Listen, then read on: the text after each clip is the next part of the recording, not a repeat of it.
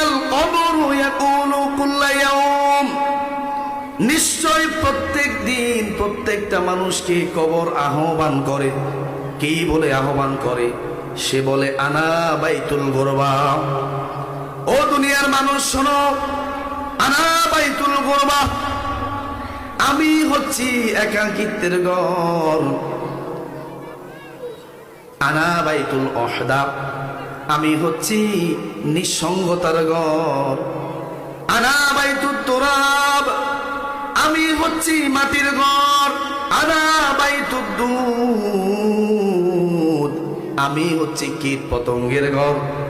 এবার খেয়াল করেন, আল্লাহ রাসূল সাল্লাল্লাহু আলাইহি ওয়াসাল্লামের কন্যা হযরতে ফাতেমা রাদিয়াল্লাহু তাআলা আনহা, যিনি মৃত্যুর পরেই জান্নাতের রমণীদের সরদার থাকবেন, সাহাবাজ বাইনগণ যখন তাকে কবরে রাখবেন, ওই অবস্থায় কবরকে ডাক দিয়ে বলতেছেন, কবর শোনো, এই মুহূর্তে আমি তোমার বুকে এমন একজন ব্যক্তিকে রাখছি।